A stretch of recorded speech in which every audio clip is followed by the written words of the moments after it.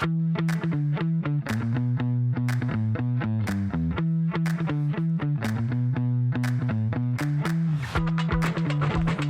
everyone, welcome to another episode of the Engage to Flourish podcast. This is Damon. It's the usual, me and Kyle today. That's right. Sorry, we got no guests, but we are always open. So if you are out there and you want to come on, we are always looking for more people and more voices to come share on the podcast. But today it's just me and Kyle. And I have bubbles here, so if you come on, then I'll share some bubbles with. And I actually got some new ones. My kids got some at Halloween. So I'm like, ooh, I got a supply again. All right, so Kyle will celebrate our new listeners and new voices with a shower of bubbles.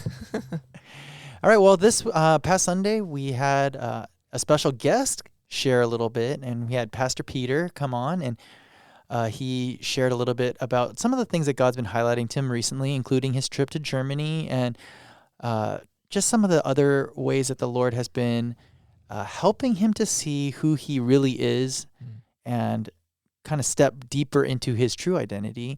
And, you know, that's one of the things that's been at the heart of our church, is helping people to understand who God created them to be.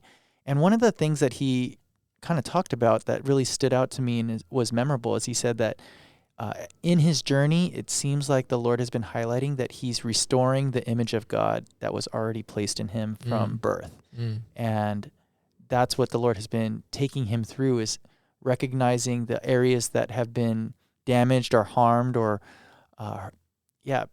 beaten up due to sin, not just his own, but things that have been done to him as well, and how the Lord has been trying to restore his image in Peter. So I thought we could start there.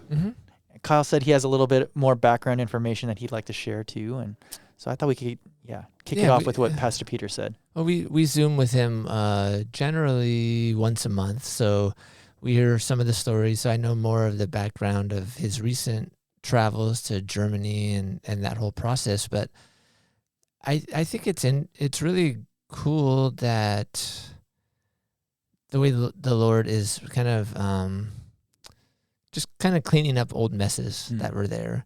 I'd say it that way. Like, there's things from his childhood, his upbringing, I think specifically before he met Christ, but just things that Peter knew about and had dealt with on a certain level, but yet there were still wounds and there were still impacts because of not dealing with it completely that were then affecting him from becoming who really God designed him to be, and that image of God that is already implanted in him. So I got to hear a little bit more of the background of the Germany story and how painful it was for him and how much he did not want to go. But yet I told him just on Sunday when I saw him, I said, hey, another journey in your another part of your journey of obedience. And really it's what it is. And it's funny, like, we can joke with Peter a little bit where he kind of like, well, I'll say it this way, that he'll throw a tantrum, right? Like, God, I don't want to do this. Like, no, and because we all kind of do that in different ways. But I love how he shares openly about, I did not want to do this, or even while he's in the middle of a decision, like, I don't want to do this. I don't see why. Either it doesn't make sense, or I just don't want to do this. But yet he continues to bring those things before the Lord and say, okay, but I'll submit. If you want me to, I'll do it. And sometimes it's begrudgingly, but when he does, it's like, oh my gosh, another act of obedience and like what came out from it. So going to Germany was definitely a struggle. And then being there it triggered a lot of things inside him. And I think that's what was an indicator of, oh, there's still a lot of wounding, a lot of stuff from when he lived in Germany. I think he grew up there till late teens, early 20s or something like that, I think, before he moved out. So he did deal with it some in, I think, June or July, and kind of felt like, okay, I dealt with it. I'm good. Oh, no, actually, no, that was before they went to Germany. He actually went to Hawaii, I think, the December before, and then that's when they kind of brought up the idea of Germany. But then when he went there, it was like, oh, shoot, there's more things that are like stirring and that were deep inside. So it was a long 5-6 months between when that got stirred and then when he finally actually dealt with it. Yeah, I think there's a lot of times for a lot of us where we might have a sense from the Lord, or maybe it's a sense from like Pastor Barry's nudging or someone else's nudging, that there are things that we need to deal with or we need to do. And unlike Pastor Peter, we're like, I know I probably should do this, but I'm not going to do it, right? So I think for Pastor Peter to model what it looks like to obey even when you don't want to, I think that's helpful for us too, to see kind of in hindsight, like, oh, when he obeyed, this happened, right? So it gives us a little bit more courage to step into some of those things ourselves. I do think it's really interesting, because the sense that I got from hearing him on Sunday was not that Germany was a difficult thing. So true, because he gave the abbreviated version that we've heard from other sources that were there as well, that it was very challenging. Yeah. No, when I've talked to him about it too, like he said, yeah, it was miserable. He was doing it not because he wanted to be there, but he was doing it for Hannah. So that was the main thing. Like, I got to just endure this because I'm doing it for her. And he didn't even realize that part of it was for him to like go back and deal with some of his own stuff. So I think that's the part that kind of caught him off guard as well, and made it, probably he might have not wanted to do it if he knew that ahead of time. But I think that's interesting too, how for him, the way that he was able to share it, like, I didn't really get any sense that it was difficult for him when he was over there. So it's interesting how even when he's able to look at it in hindsight, that doesn't come out, because I think the way that the Lord kind of walked him through, the end result was so much more impactful and so much kind of I guess more of a core type memory type thing versus the actual experience of it. So it kind of changed his, for lack of better words, experience of the whole trip because of what he saw as the outcome of it. And so I think that's interesting for us as we enter some of these things. It's like, oh, it might be difficult. The journey might be difficult, but when we look back on it, we're not going to look at it in that light. We're going to look at it through, what the Lord did in spite of that. Yeah, and I don't have the insight on what happened last week when he was in Hawaii, because I haven't talked to him. I talked to him at church, and he goes, "Yeah, our next Zoom, I'll give you guys all the details of what transpired." But this is an assumption, but I'm assuming that because of what happened in that like prayer ministry setting in Hawaii, that things got closed up, cleaned up, and now looking back, yeah, it doesn't have the same negative emotions. It has like a healed version of it. So I can totally see that that's probably what happened, but I'll get some more details on that. But I think that's just, I was going to connect that with like prayer ministry. We see that in prayer ministry things too. Like when you heal the wounds in your soul, which in like your deep memories or past experiences and traumas, when the Lord can get you to deal with those and he can bring healing to them, you can actually look back on the same situation with actually like positive emotions or like a positive feeling. Whereas before, when you would go to that place, it would stir up like very negative emotions and reactions and fear, anxiety, whatever. And so that's because our souls carry that trauma. And so when we were able to deal with those through the Lord and his restoration, then yeah, it's weird how we can look, actually, Dad, that was actually a good season in my life. And you're like, wait a second, like I've never looked at it like that. Like, how can I have that different? But it's because you're seeing it from a healed perspective instead of a wounded perspective.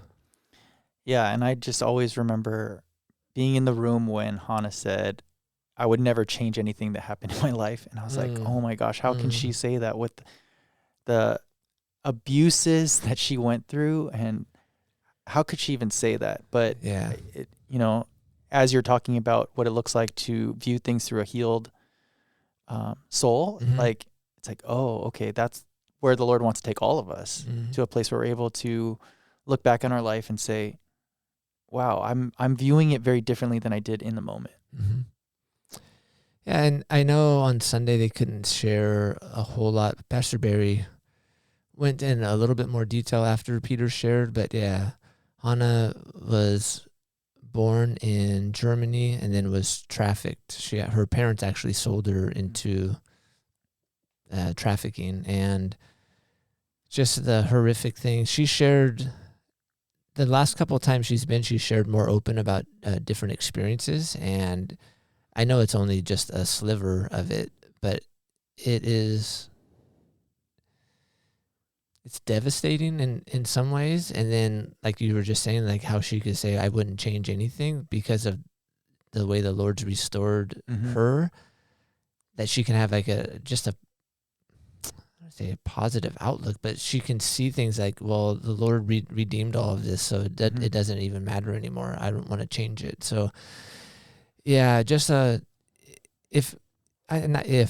they come back and they're interacting with our church, I just encourage people, if they haven't interacted with Hannah, take a moment and just talk to her and ask her some questions. She's a joy to be around, but it's really convicting and eye-opening when you get to hear from somebody who actually went through such trauma, that you don't just think, oh, that's just a news story, or that's somebody distant. Like, when you actually see somebody that has done it, it for me at least, it made it a lot more real. And I think that's one of the interesting parts about the Germany trip, is that they went to specific locations that were impactful, and she kind of had to face those specific locations that things happened.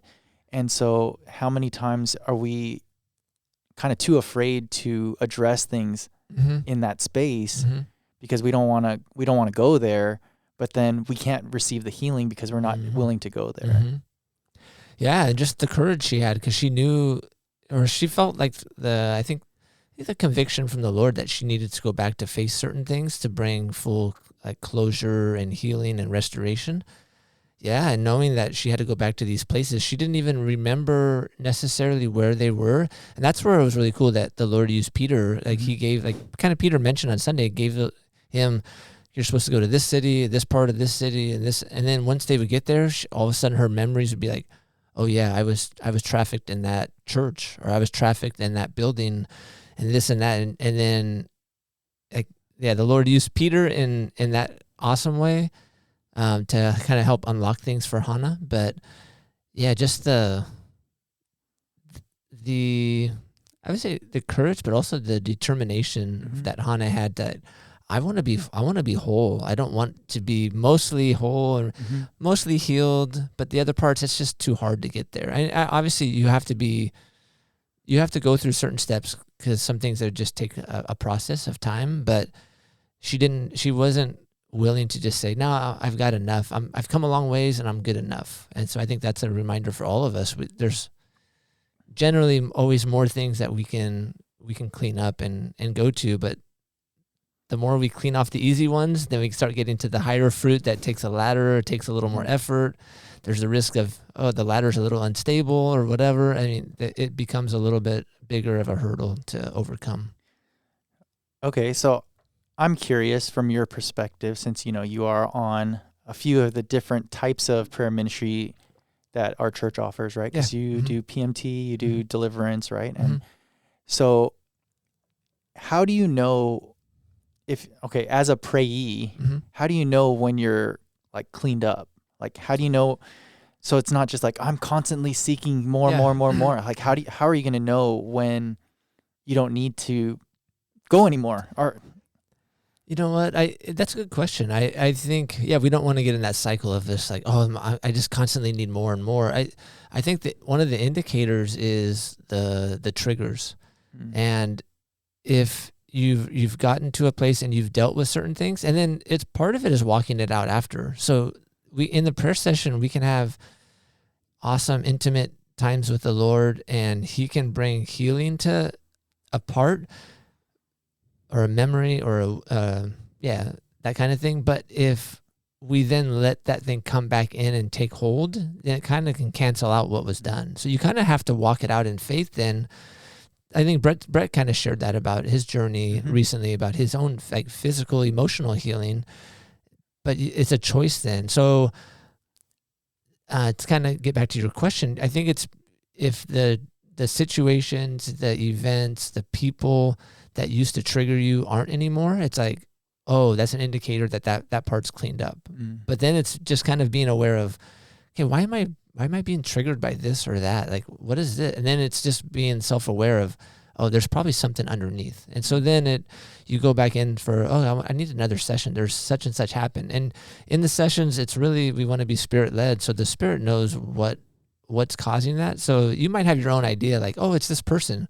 Well, really, it's not that person. It's this situation that happened to you 20 years ago that person represents, or things like that. So it was cool at church Sunday. Somebody came up to me and they're like, oh, it's time. I want to have a prayer session. So they reached out to me and I'm like, oh yeah, like I'll help you get it set up with Jody.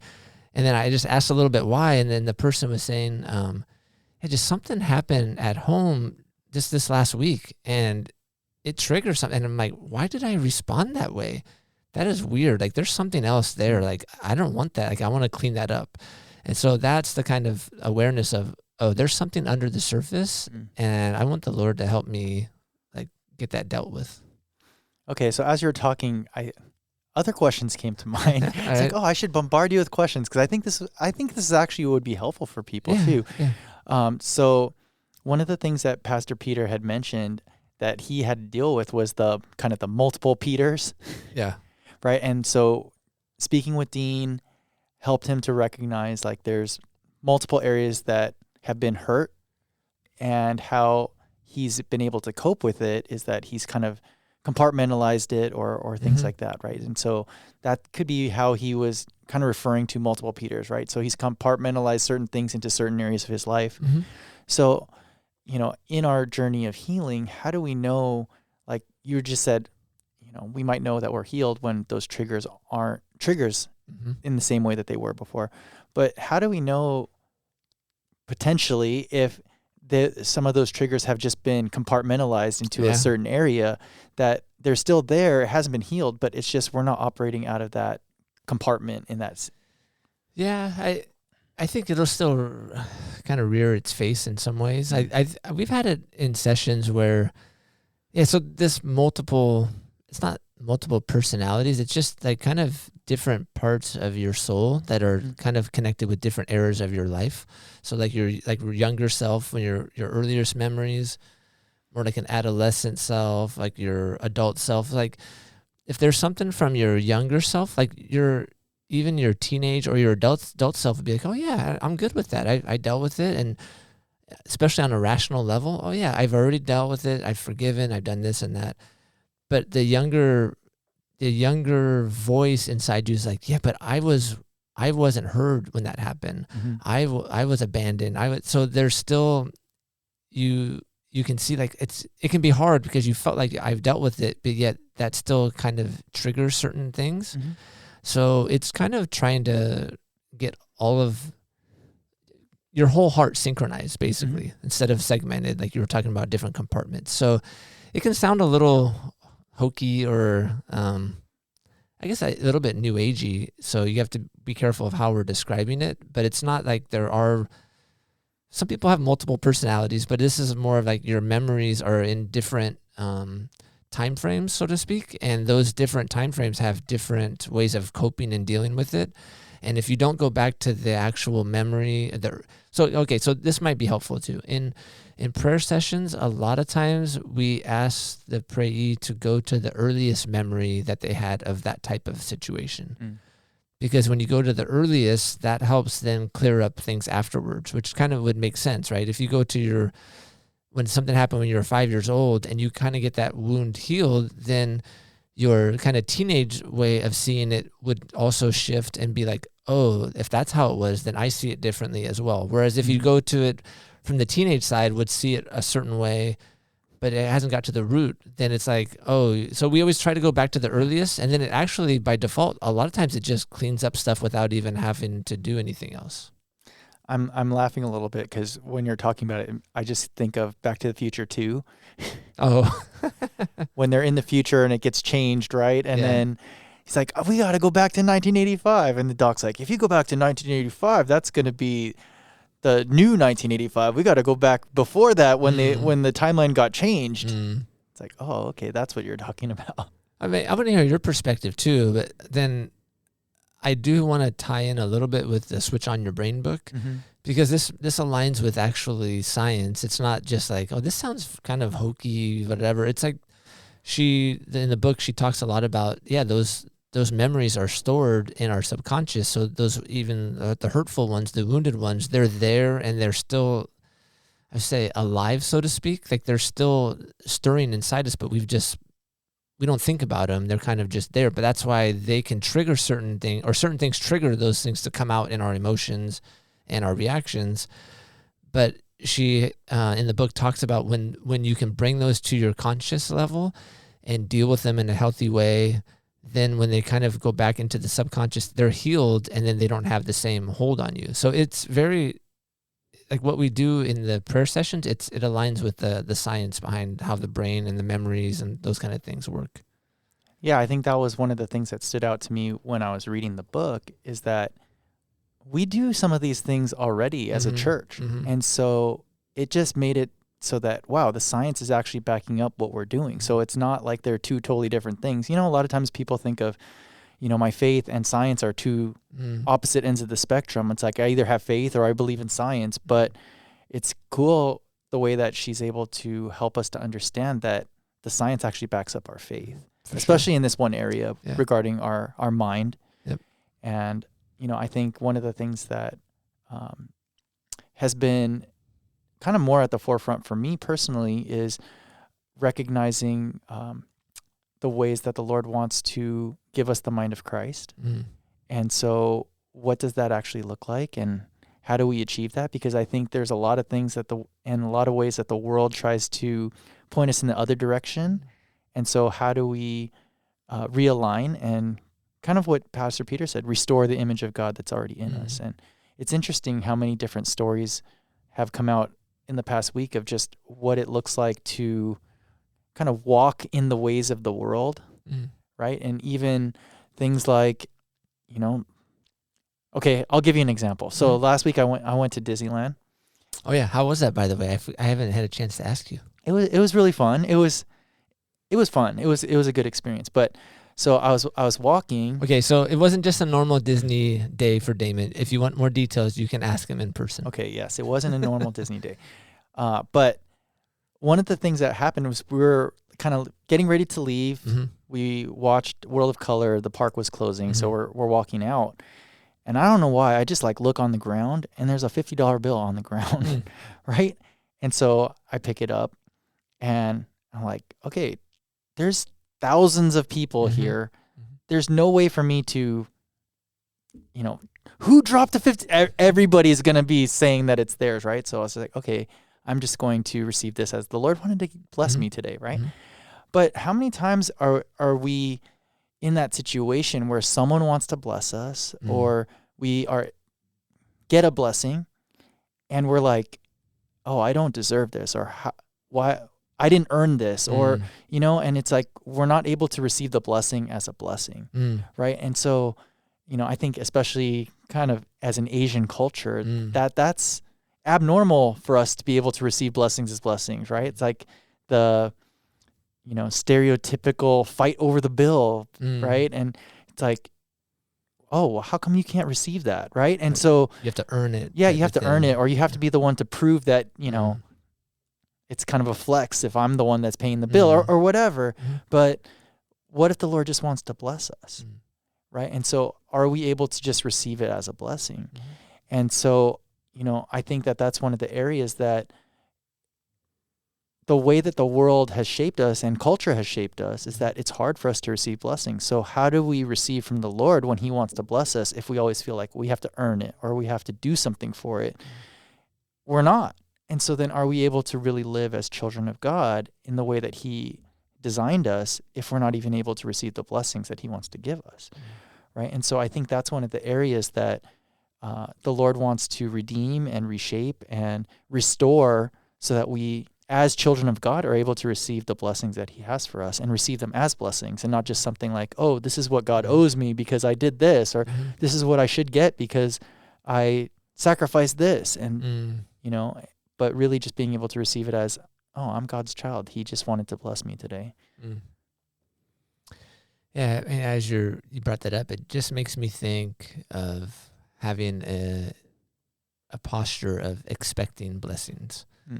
And I don't operate that way usually. So it's like, it's a stretch, or it stretches me to be like, yeah, but should I be just looking for blessings? And not that you don't do anything, but it's just like, but should my antennas be up and look for blessings and not make everything into a blessing, but also like not ignore, like, oh, was that the Lord's blessing? Oh, thank you, Lord. Like that $50 bill, like, oh, like you can feel guilty about it. Or, okay, what am I supposed to do with it now? Or feel bad for something. I mean, it's somebody else lost it, but then it's like, you could also look at it like, okay, well, thank you, Lord. I'll take it and I'll honor you with it. But it's and honor, like, not that like you have to give it away necessarily either, but honor that your heart is like thankful and then appreciation. And I think some people are wired a little bit more that way, and for some of us, it's like, oh, I need to be a little bit more like intentional about seeing life that way. Yeah. Yeah, I mean, that's one of the things that we talk about regularly is that, you know, we are children of God, right? So if God is our Father, you know, there's verses where he talks about, you know, if you ask for a fish, will I give you a serpent? Or, you know, things like that. It's like, we should expect as children of God that our Father wants to bless us the way that, you know, as dads, we want to bless our kids too. But yeah, sometimes for me as a dad, that's one of the hardest things is when you try to bless your kid and they're like, well, why didn't I get this? Or why did, you know, and it's like not received as a blessing. It's like, oh, I was trying to bless you with this. Why are we kind of arguing about it? You know, or it's not fair. Like, why didn't they got more? No, I'll just throw that out to our listeners. Like, in Damon's scenario, how would you respond if that happened to you? Like, what would be your normal response, or your heart posture, or your how would you be in that situation? And does that match the way the Lord wants you to operate? And so, like I shared for myself, I'm like, oh yeah, I don't know if I would have gone to that place, maybe, but I think a lot of times I don't know if I would see it as blessing. So it's a good reminder and a good challenge for me. Well, how about we throw it up a notch? Because I think I think my scenario is a little, I don't know, easy. I think it's easier to receive that because it was kind of anonymous. Sure. So what if you were in the situation where you went to a restaurant and you had this very extravagant meal, and when you go to pay, someone said, or the server says, no, it's already been taken care of. And it's been taken care of by someone you don't even know. Like, how would you feel in that situation? Would you be able to receive that? Or, I mean, I think that's a little bit different too, because you know that someone specifically went out of their way to give this to you, or to, you know, versus just like, oh, it's someone dropped it. And okay, just an honest response. I think on some level, yes, but my other part of me would be like, I want to know who did it. I want to figure it out. Like, but once I would let that part go, I think, I would be able to. But there's a part of me that would just want to. Okay, so I got a funny story. Mimo and I were, I would say newly married, but I don't know, 5 years in or something. And we were at a restaurant here in Lakewood by the mall, and we sat down, and then we saw my parents across the restaurant, like they were eating, and they didn't see us come in. And so then I go, let's go talk to their waiter or waitress and say we're gonna pick up their tab, and then we're gonna like give them dessert and everything, and just tell them it's from I forget how we said it, but so we could see them from where we were sitting, but they couldn't see us. And so we did it, and then we saw the waitress go over there, and they were like looking around like, okay, who did this? And so they were like puzzled, right? And so then they brought him dessert too, and then it was just bugging them. And we were just biting our tongue. So next time we had like a family function, like a week or two later, we didn't want to bring it up or anything. And then it came up, and then they were just like, I think it was our friends, like this and that, and so we're just kind of biting our tongues, and then we didn't say anything, but we revealed it at Christmas. We gave them like a card and said it was us or whatever. But it was fun because they were able to receive it, but they got stuck in that mode of, okay, but who did it? So they were appreciative, but it was like, yeah, but why or who, and yeah, so that's probably more of my natural bent to go to that realm. So it definitely steals from some of the joy of just receiving. Yeah, so I think that's one of the things that was highlighted to me out of Pastor Peter sharing was just the way that the Lord wants to restore his image, the image that he placed in us, and how, sometimes we're the ones that get in the way of that restoration because we're not willing to take some of the steps to do it.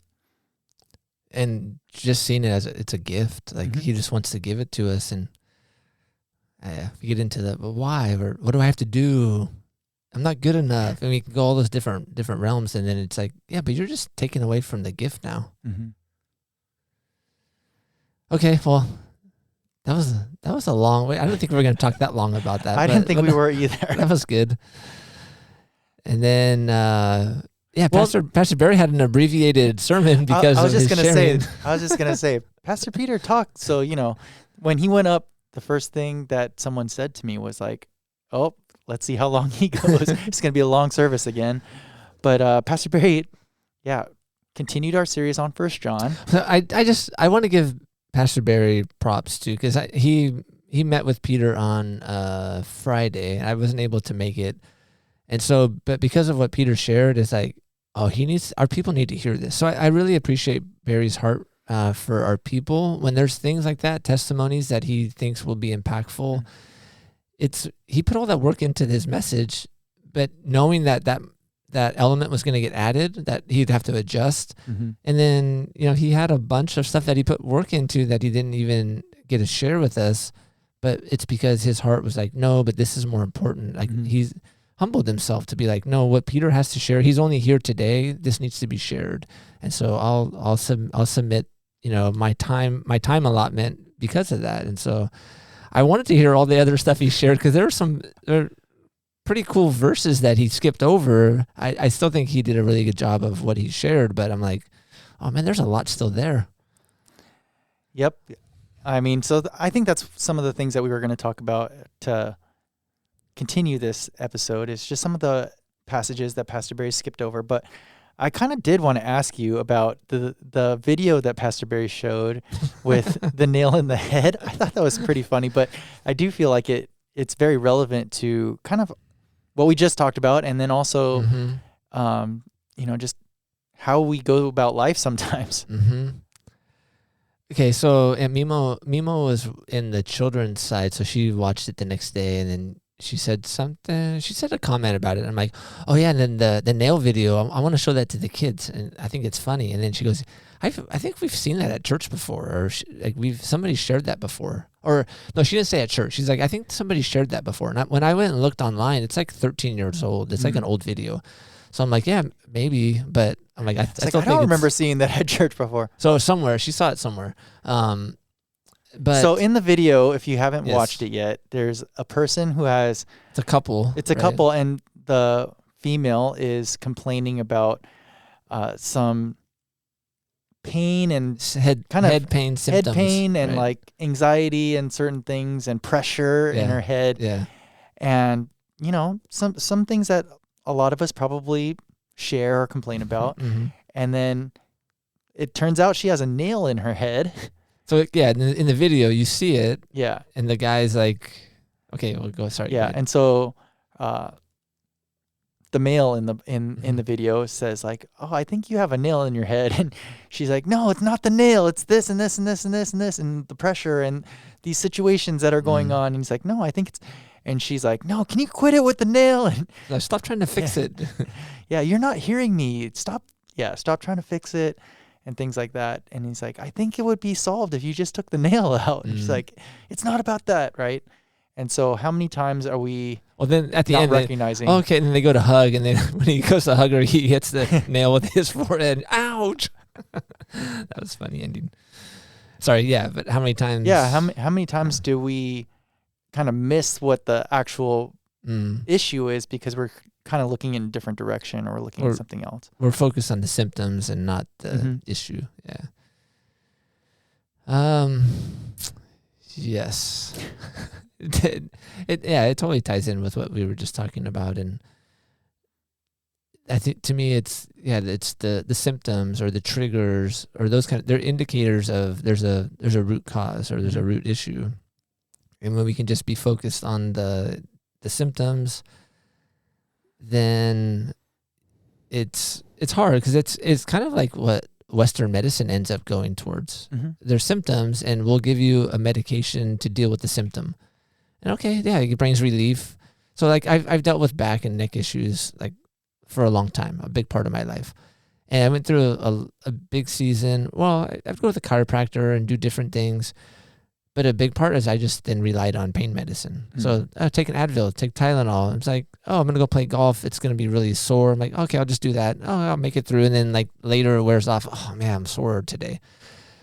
But it got me through and it dealt with my symptoms. But really I needed more strengthening. I needed to adjust like the way I was taking care of my body. And so it led me down to be in worse shape, whereas if I would have dealt with that kind of the root cause instead of just managing the symptoms, then yeah, and I think we do that a lot in our spiritual, emotional, mental life, that we're trying to just manage symptoms and get things to disappear because we don't want to deal with them. But really then we're just stuffing it and it's going to come out. And a lot of times when they're stuffed, they grow and they multiply and they ferment and come out in a much harder way. I mean, that kind of reminds me of when you had your shoulder issue. My shoulder issue. It was last year or the year before, and you had a shoulder issue, and then you went to I think it was the PT, and they said, oh, just do this one little exercise. Oh, that one. Yeah. And then it kind of went away, and it was just like the simple little exercise. Yeah. So I was getting like a pinch in my rotator cuff or something, and I thought, oh man, I'm gonna have to have rotator cuff surgery or whatever. It was like it was hard. Like it happened from coaching baseball and throwing, but what it came down to is there was like a tiny small muscle that helps control your shoulder blade and keep it in position. And that tiny muscle was really weak. And so my shoulder blade was tilting. And so then when I would lift my arm up, it would pinch my rotator cuff. And so then during the exam part, he physically held my shoulder blade in position. He said, now lift. And I'm like, oh yeah, it doesn't hurt. And then he let go. And then I'm like, oh yeah, now it hurts. So he's like, yeah, there's this small muscle down there. So I had to do these put my arms at 45 or 90 degrees and against the wall and just lift straight up while like kind of pinching my shoulder blade down. And it was super tiring by doing like 10 of those. And then after I did them for a while, it was like, oh my gosh, it's my shoulder blade staying in position now. I totally forgot about that. So I'm like, what are you talking about, shoulder issue? Well, when you were talking, it just reminded me, I think sometimes when we look at symptoms or things like we don't want to address it because we think it's going to be it's going to be surgery or it's going to be this. So I can deal with the pain or I can deal with this. And then it's the worst case outcome. Yeah. But then when you actually got it diagnosed and taken care of, it was like really just the simple little exercise that you do a couple of times, for a week or a couple of weeks, and then it gets stronger. It took a little while, but I mean, I had noticeable results within a week or two. Yeah. So, but so to me, that's like, because I went to an expert, right, that had knowledge and understanding. And it's like, okay, it's the same as going to the Lord. Like God knows, and he knows the roots. He knows what the symptoms are there because of. So the great physician, the great healer, but it's not just the physical, it's the emotional, the inside stuff. And it's like, yeah, but it's going to be the hardest thing. And I'm going to have to, I know we all play those mind games with ourselves. But I think that's one of the cool things about the prayer ministries that we have is that really it is the Lord doing the healing, but it's just for sure. going to people that are more experienced that can help facilitate that for us, right? Because really we could do it ourselves, but a lot of us don't have the training or don't know how to do it or haven't experienced that before where we can go directly to the Lord on our own when really we could. But for a lot of us, it's like there are certain blocks or there's certain things that get in the way that we really need help to walk through just from people that have done it before and that have more experience in that area that can help us to get to that place. Yeah, totally. 100%. That's what a lot of the prayer ministry, the team, we're there to try to help you get past the blocks and the barriers so that the Lord can direct you, because there's different hurdles to get past mentally, emotionally, and even spiritually, that we're there to try to like, okay, I think this might be going on, and we break that and get that out of the way, and then it's like, oh, okay, now they can get to where they need to go with the Lord. All right. This is like turned into like the prayer ministry session like episode. I know. I was like, wait, we still haven't even gone into the passages yet. So okay, so we're continuing in 1 John, and the passages that we were supposed to go over on Sunday were 1 John 4, starting in verse 7 through the end of the chapter, which is verse 21. And there's a lot of verses in here, kind of like Kyle was saying, that are probably pretty familiar to us. So Kyle, do you want to hit one of them? Okay, so this just popped in my head.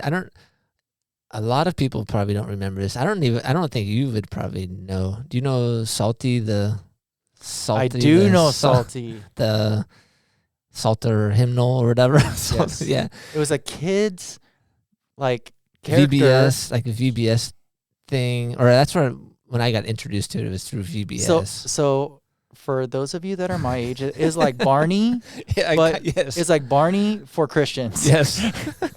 So he had praise songs and things like that. But yeah, he was, and there was another one. There was a keyboard guy or something like that. I don't remember what his name was. I don't remember either. But yes, I do. But I am old, Kyle. I'm not 50, but okay, I'm old. You probably saw reruns of that then. So I had it on VHS. Okay. My mom had it. But there was a song that they did for 1 John 4, 7, and 8. Like, I'm not even going to try to sing it because I am not that confident. And but it was like, beloved, let us love one another, for love comes from God. Everyone that loves is born of God and knows God.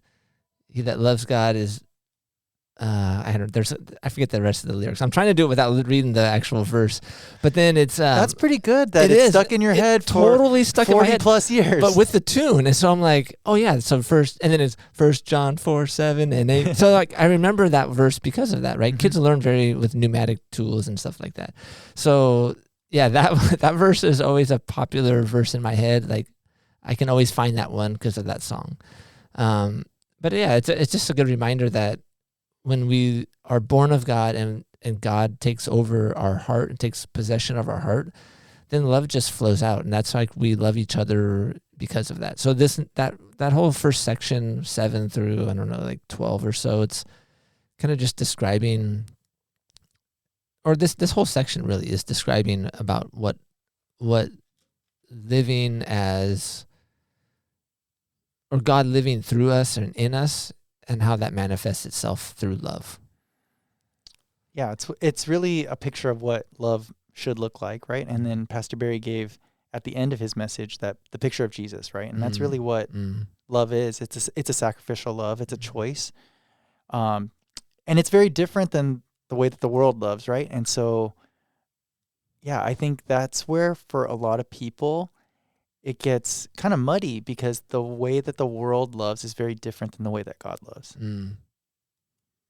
Yes.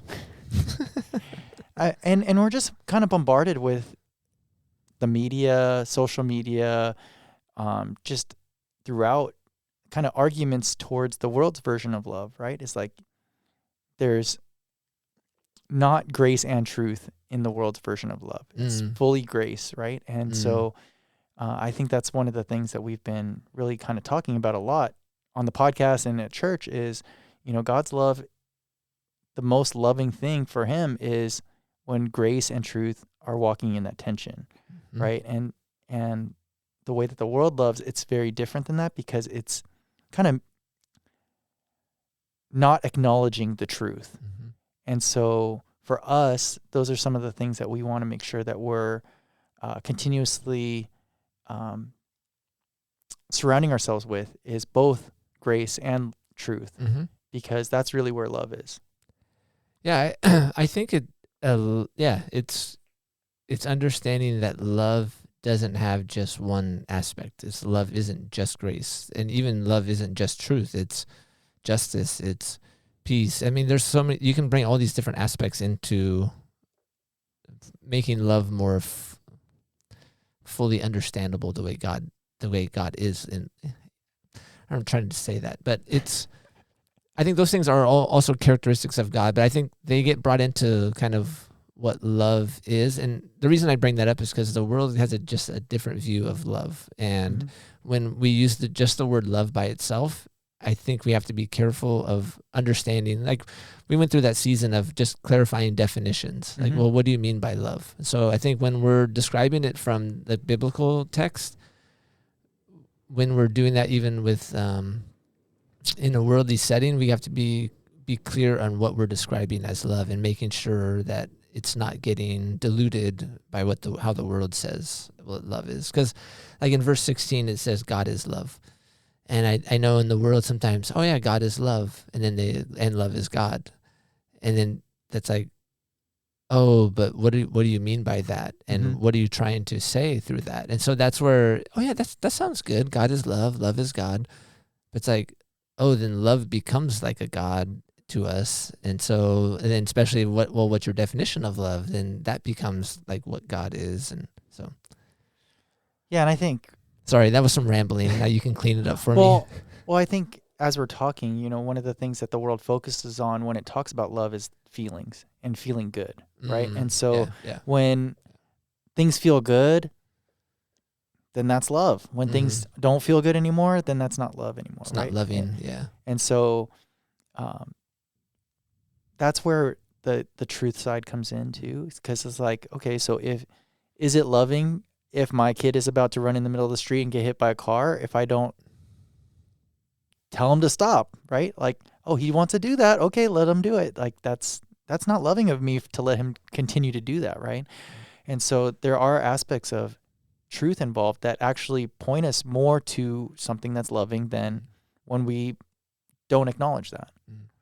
And so I think, that's where our definition of love, when it comes from the Bible and from God, it's different than the way that the world portrays it. Because the way that the world portrays it, it's very, well, if it doesn't feel good, then you shouldn't do it. Or, you should just let them do whatever they want type thing. Yeah, like I think the world views love, it has to have a positive outcome, or positive in the sense of good feelings and enjoyable, or something you want for yourself. And a lot of times we only want the easy stuff. We don't want the the discipline. That shows more of the maturity side of like, oh no, I actually want this because I see the long-term gain for me versus like the short term. I think that's another thing for the world. It's like the love is very short-sighted. Well, it's got to have a quick response or a quick outcome. Then it's loving. But if if you can't see beyond that, then it's painful. It's hurtful. Like, that's mean. But well, no, actually that's loving because it has a long-term. You're not going to see it until the long term. Yeah, as you were sharing that, it reminded me, I think it was in Tim Keller's book. I think the book is called The Gift of Marriage, or The Meaning of Marriage. I think it's The Meaning of Marriage. And he talks about how couples that are unhappy, and he says a lot, the way the world kind of posits it is that if you're unhappy, you should probably just get divorced, and that will make you happier. But in his book, he talks about it for couples that are unhappy.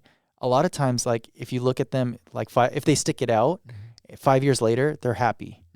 And so he said, sometimes you just need to give it time for things to work themselves out. And it doesn't mean that just because you're unhappy now doesn't mean you're going to be unhappy in the future. Bible talks about that. Perseverance produces, it goes on to, Paul talks about that. Character, endurance. Yeah. So, well, I thought I don't know where we're at on time, but the other one verse we could bring up is verse 18, because this verse was one that came up earlier this year when we went into the Awe of God series, and it says, there is no fear in love. So then it was like, well, the Awe of God is kind of like, well, he wanted to call it the fear of God, right? The book, but it's like he changed it to the awe of God, but it's really this holy fear of God. So then why does this verse say there's no fear in love? So having like a fear of God, then it's not compatible with love. So do you want to refresh us on where we ended with that in the Awe of God series? Well, when we were talking about it in the Awe of God series, I mean, I think this verse talks about part of that too in the definition, right? It says fear has to do with punishment, right? And so, yes, I didn't finish the verse. Why don't you read the whole verse? That's a good point, because I think some people just stop at that part. There's no fear in love. Yeah, it says there is no fear in love, but perfect love drives out fear, because fear has to do with punishment. The one who fears is not made perfect in love, right? And so I think in this verse, right, in terms of punishment, I don't know if it's necessarily just talking about punishment. I think it's talking about just negative outcomes, right? Like, so a lot of our fear is based on negative outcomes, or at least the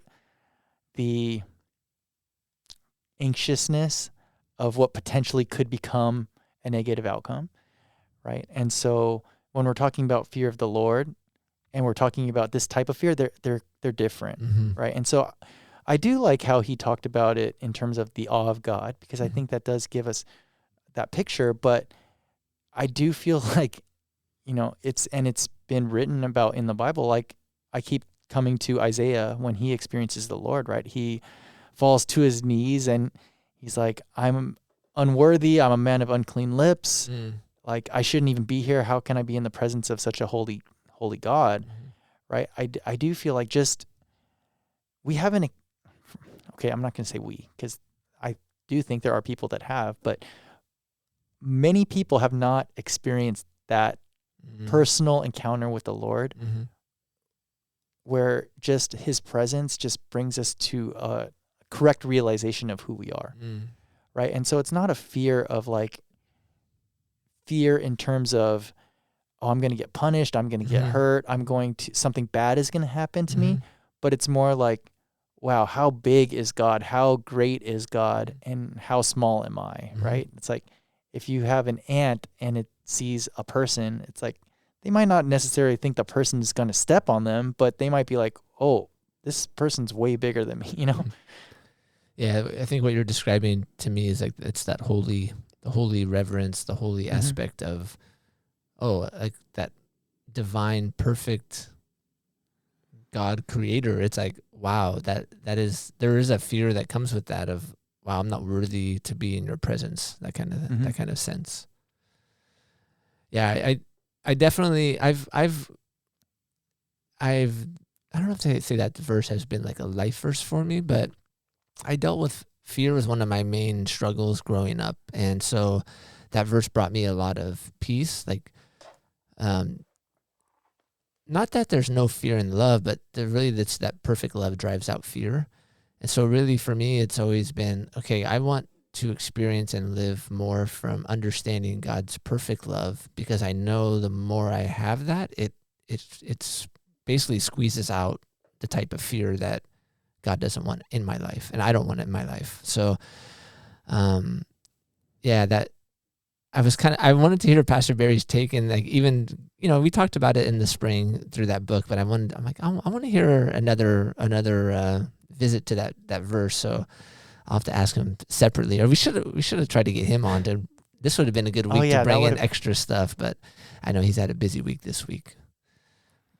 And I think one of the things, kind of picture-wise, to think about it in terms of kind of framing what fear of the Lord could look like. Okay, I'm not going to say it does look like, but it could look like.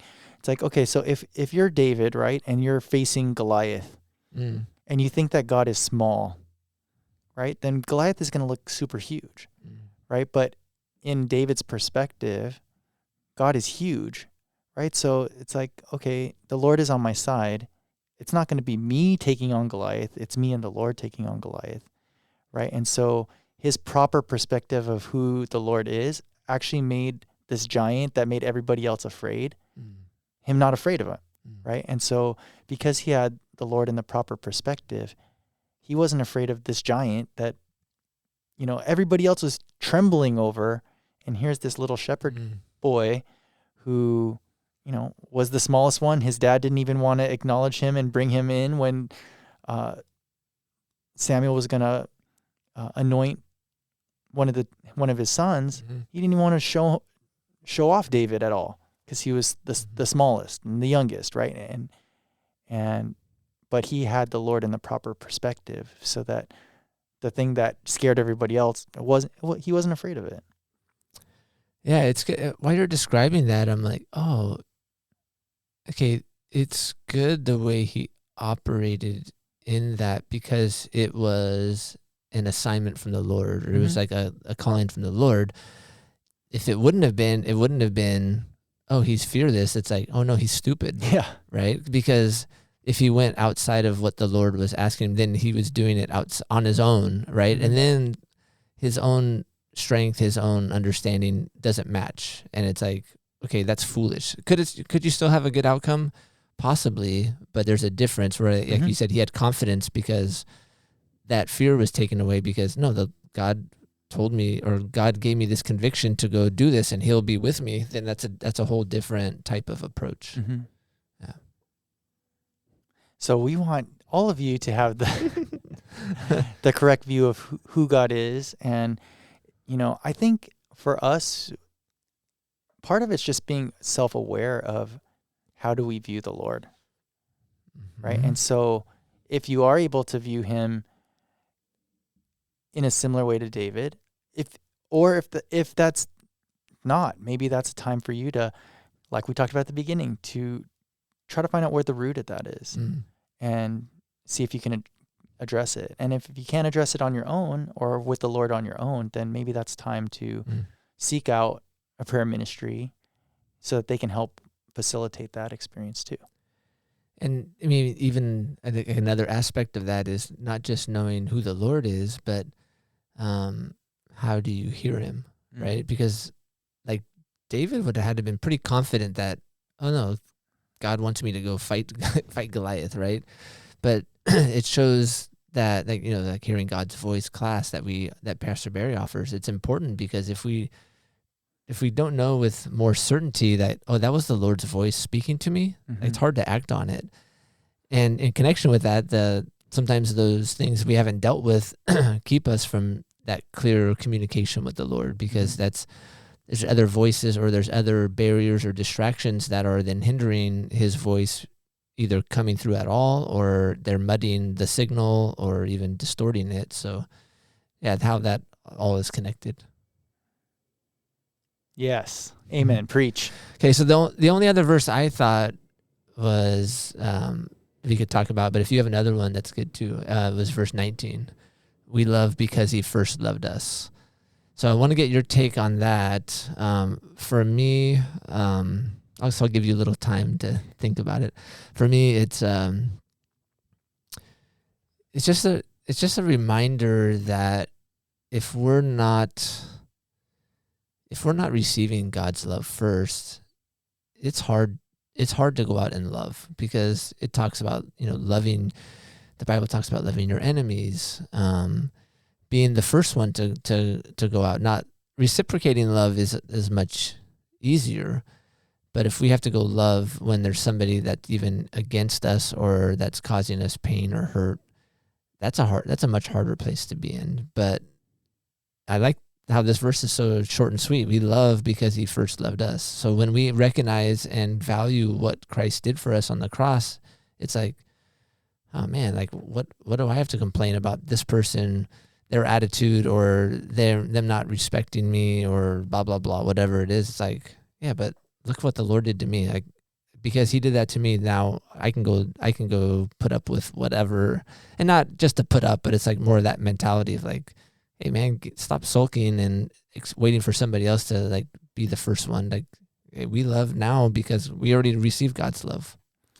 Yeah, and I think that's where we're able to have Jesus say things like, love your enemies, right? It's like, how in the world are we able to love our enemies if we're trying to generate that from ourselves? Yes. Right? It's going to be impossible for us to do that. But or short-lived, right? Yeah, I mean, we might be able to treat them nicely, but I mean, love is a totally different thing than just like different level. Okay, depth. I'm going to kind of be amicable towards this person. Put up with you. Yeah. But when we're able to fully receive the Lord's love and recognize the ways that at one time we were enemies with him and he was still loving towards us, then, I mean, that totally helps us to be able to love other people and then show them that kind of love that actually points them back to the Lord, right? And so that can actually be a testimony to them of who the Lord is through the way that we're interacting and things like that. I mean, that reminds me of the movie The Forge, if you haven't seen it yet. It's a really good movie, but there's a scene in there where they're talking about forgiveness. And yeah, one of the ways that they portray, I don't want to ruin the movie, so one of the ways that they portray it is just a very real situation.